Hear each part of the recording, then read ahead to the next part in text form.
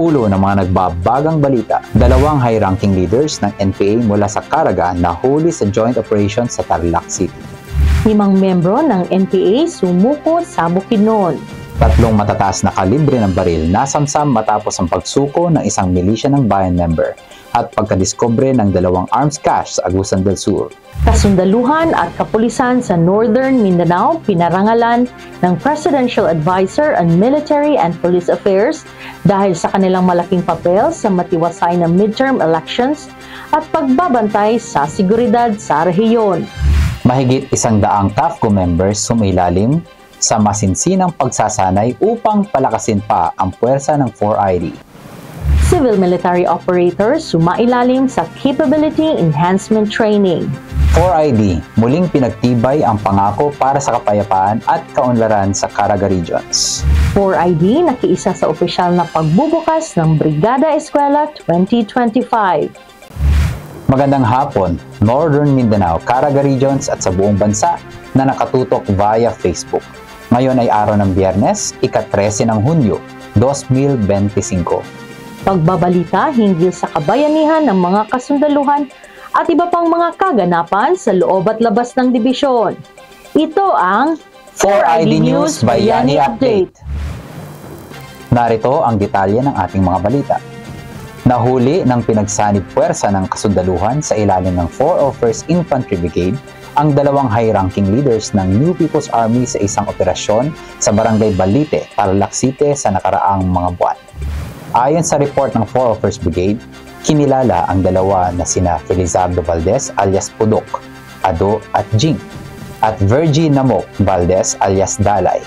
Parehong may mga nakabinbing kaso na destructive arson, extortion sa mga lokal na negosyo, at iba pang atrosidad sa mga komunidad at government installations sa rehiyon ng Caraga. Sinabi ni Brigadier General Antonio Donluan Jr. na mga malalaking personalidad ang 2 leader, lalo na sa unit ng NPA na kumikilo sa Northeastern Mindanao at Southern Mindanao.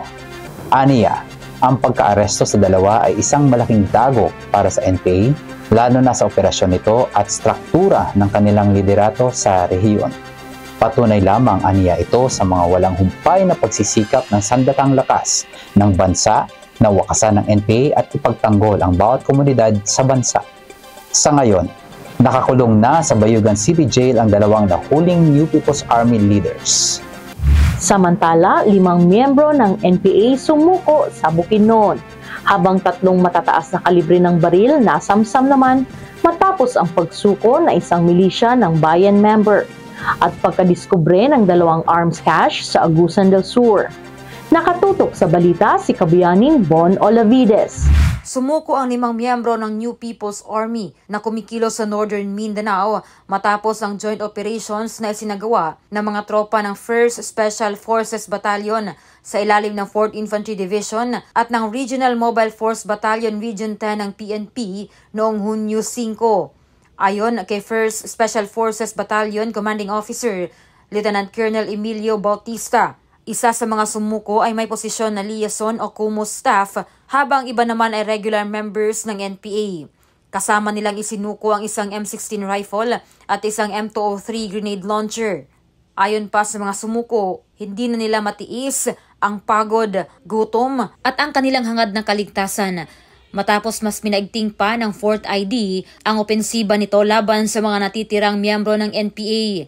Samantala, 3 matataas na kalibre ng baril ang nasamsam naman ng mga tropa ng 26th Infantry Battalion matapos ang pagsuko ng isang dating miyembro ng milisya ng bayan noong Hunyo 3. Ayon kay 26 IB Commanding Officer Lieutenant Colonel Jose Redentor Gilbuela, na residente ng San Luis, Agusan del Sur ang sumukong MB. Sa kanyang pagsuko, bitbit nito ang isang AK-47 rifle, magazines at mga bala.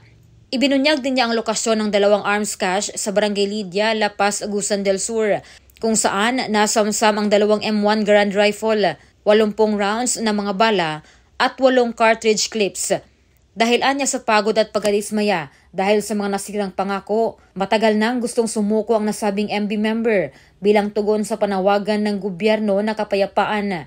Pahayag pa ni Lieutenant Colonel Gilbuela na isa itong malaking development sa adhikain ng pamahalaan na makamit ang pangmatagalang kapayapaan at seguridad sa area of operations nito. Samantala, sinabi ni 4ID Commander Major General Michelle Anayron Jr. na ang dumaraming bilang ng mga sumukong NPA ay patunay sa tagumpay ng iba't ibang programang inaalok ng pamahalaan, lalo na ang ECLIP o Enhanced Comprehensive Local Integration Program na tumutulong sa mga dating rebelde at taga-suporta nito na magsimula ng bagong buhay. Napapanahong balita, serbisyo publiko para sa Pilipino. Bon Olavides, 4ID News, Bayani Update. Sa iba pang balita, kasundaluhan at kapulisan ng Northern Mindanao pinarangalan ng Presidential Advisor on Military and Police Affairs dahil sa kanilang malaking papel sa matiwasay na midterm elections at pagbabantay sa seguridad sa rehiyon. Naka-standby si Kabayaning Ella Rivera. Binisita ni Office of the Presidential Advisor on Military and Police Affairs o OPAMPA Secretary Roman A. Felix ang 4th Infantry Diamond Division Philippine Army nitong Mayo 5 upang personal na parangalan ang kasundaluhan ng naturang dibisyon at Philippine National Police Region 10 dahil sa kanilang katapangan at dedikasyon sa paglilingkod sa bayan. Malugod naman itong tinanggap ni 4ID Major General Michelle B. Anayron Jr., PRO-10 Regional Director Jason C. D. Guzman, kasama ang ilan pang mga opisyales, brigades at battalion commanders sa Region 10, mga senior enlisted personnel at mga opisyales ng PNP. Nagbigay ng Wounded Personnel Medal si Secretary Felix sa 5 sundalong nasugatan sa engkwentro sa Empasugong, Bukidnon. Binigyan din ng Military Merit Medal ang iba pang 10 sundalo, habang 10 opisyal naman ng kapulisan ang ginawaran ng Medalya ng Kagalingan dahil sa kanilang papel sa maayos na pagdaraos ng midterm elections. Sa isang mensahe, hinikayat ni Secretary Felix ang mga kasundaluhan at kapulisan na manatiling matatag sa pagtatanggol sa bansa. Dahil dito, pinasalamatan ni Major General Anayron Jr. ang pagkilala sa katapangan at dedikasyon ng kasundaluhan sa labanan at sa pagpapanatili ng kapayapaan sa bansa. Aniya, ipagpapatuloy ng kasundaluhan ang tungkulin nito sa paglilingkod sa bayan. Napapanahong balita, serbisyo publiko para sa Pilipino. Ella Rivera, 4ID News, Bayani Update. Dagdag pa na report, mahigit 100 CAFGO members sumailalim sa masinsinang pagsasanay upang palakasin pa ang pwersa ng 4ID. Sa detalye ng balita, narito si Kabayaning Jai Hapas. Mahigit 300 miyembro ng CAFGO Active Auxiliary ang sabay-sabay na sumailalim sa masinsinang refresher training upang lalo pang patatagin ang frontline capabilities ng 4th Infantry Diamond Division Philippine Army. Noong Hunyo 4, opisyal na sinimula ng 180 na KA mula sa iba't ibang unit ng brigade at batalyon ng 4ID ang kanilang refresher training sa 4th Division Mentor Training School sa Barangay Impalambong, Malaybalay City, Bukidnon. Layunin ng pagsasanay na muling hasain ng disiplina, tamang asal sa militar at mga pangunahing kasanayan ng mga KA para sa mas epektibong serbisyo. Kasunod nito, nitong Hunyo 9, formal ding inilunsad ang isa pang refresher training para sa karagdagang 200 CAFGO personnel sa Camp Dayuan, Barangay Tagos, Surigao del Sur. Ang sabayang pagsasanay na ito ay patunay na mas pinaigting na hakbang ng 4ID sa pagpapalakas ng kanilang auxiliary forces sa buong Northern Mindanao at Caraga Region. Tinalakay sa programa ang mahahalagang paksa tulad ng military courtesy, personal hygiene, military justice at military intelligence, mga batayan kasanayan para sa operasyon sa mga liblib at conflict-affected na lugar. Ayon kay Colonel Noel Kalimkim, Chief ng Division KA Affairs Office ng 4ID, mahalaga ang tuloy-tuloy na pagsasanay upang mapanatiling handa at profesional ang kanilang mga tauhan. Anya, ito ay bahagi ng pangkalahatang programa ng 4ID para sa kabuang paghubog ng kanilang KA personnel. Samantala, binigyang diin ni Major General Michelle B. Anayron Jr., ang commander ng 4th Infantry Diamond Division, ang kahalagahan ng papel ng mga KA bilang katuwang ng mga regular na tropa sa pagsusulong ng kapayapaan at seguridad sa mga komunidad. Anya, ang mga ganitong pagsasanay ang nagsisilbing pundasyon ng isang mas matatag at epektibong hukbo. Ang nagpapatuloy na refresher trainings ay patunay na walang humpay na dedikasyon ng 4ID sa pagtataguyod ng isang disiplinado, may kakayahan at nakatuon sa kapayapaan para sa mas ligtas at mas maunlad na Northern Mindanao at Caraga regions. Napapanahong balita, serbisyo publiko para sa Pilipino. Jai Hapas, 4ID News Bayani Updates. Antabayanan po ang iba pang mga balita sa aming pagbabalik. Alamin, ipaglaban, suportahan. Ating itaguyod ang ating karapatan sa ating karagatan. Makialam sa mga pangyayari sa bayan. Huwag hayaang malinlang, isulong ang paninindigan para sa ating kinabukasan. Our seas, our rights, our future. Nagbabalik ang inyong 4ID News Bayani Update. Dagdag pa na detalye ng balita, 68 sundalo mula sa iba't ibang battalion at brigade ng 4th Infantry Diamond Division ang sumailalim sa Civil Military Operations Capabilities Enhancement Training noong Hunyo 4 sa Barangay Impalambong, Malaybalay City, Bukidnon. Pinangunahan ni 4ID Assistant Chief of Staff for Civil Military Operations G7, Colonel Ricky Canatoy, ang nasabing seminar kung saan tinuruan ang mga sundalo ng tamang paraan ng komunikasyon, epektibong pamamahala sa public affairs, at kung paano makipag-ugnayan ng maayos sa mga lokal na komunidad. Isa sa mga tampok ng pagsasanay ay ang practical na drills sa biglaang interview at public speaking na nagbigay sa mga kalahok ng mas malalim na kahandaan sa pakikipagkomunikasyon. Bukod dito, tinutukan din ang mga taktika ng communist terrorist group sa pag-recruit gamit ang mga legal na organisasyon upang mabigyan ng sapat na kaalaman ang mga sundalo kung paano protektahan ang mga komunidad laban sa kanilang impluwensya. Ayon kay 4ID Commander Major General Michelle Anaron Jr., mahalaga ang nasabing pagsasanay upang mapalakas ang ugnayan ng militar at komunidad, lalo na sa patuloy na laban kontra terorismo sa Northern Mindanao at Caraga regions.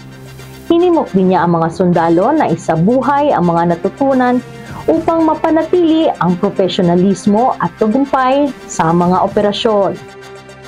Dagdag pa na report, 4ID muling pinagtibay ang pangako para sa kapayapaan at kaunlaran sa Caraga Region.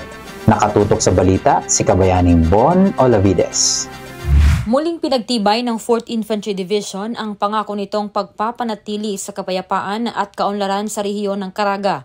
Ito'y kasabay ng isinagawang Second Quarter Regional Peace and Order Council Full Council Meeting sa Butuan City noong Hunyo 4. Pinangunahan ito ni outgoing RPOC 13 Chairperson Surigao del Sur Governor Alexander Pimentel at dinaluhan ng mga kinatawan ng iba't ibang ahensya ng pamahalaan kasama na si 4ID Commander Major General Michelle Anaron Jr. Layunin nitong ma-review at mapag-usapan ang sitwasyon hinggil sa kapayapaan at kahusayan at mga hakbang upang mapaunlad pa ang seguridad sa rehiyon. Dito ay presenta ng mga heads of agencies ang updates at mga tagumpay hinggil sa anti-criminality, anti-insurgency, violent extremism, public safety at Regional Interagency Task Force on ECLIP, pati na rin ang posibleng pagsama sa mga former rebels bilang mga miyembro ng RPOC. Isa rin sa mga highlights ng aktibidad ang panunumpa ni Major General Anayron bilang bagong RPOC Vice Chairman na patunay sa mahalagang papel ng 4th ID sa pagsulong sa peace and order sa nasabing rehiyon. Kaugnay nito, binigyang pugay din si Governor Pimentel sa kanyang mabuting pamumuno sa RPOC 13 mula taong 2023 hanggang taong 2025. Binigyang diin ng 4th ID Commander ang kahalagahan ng tuloy-tuloy na interagency cooperation at community engagement bilang mga mahahalagang elemento sa epektibong pagtugon sa mga hamon sa seguridad at pagpapaunlad ng pangmatagalang kapayapaan sa rehiyon ng Caraga. Napapanahong balita, serbisyo publiko para sa Pilipino. Bon Olavides, 4ID News Bayani Update. Mga tropa ng 4ID kasama ang mga sundalong Australiano pinagtibay ang samahan sa ginanap na Fellowship Night. Nag-uulat si Kabayaning Jai Hapas.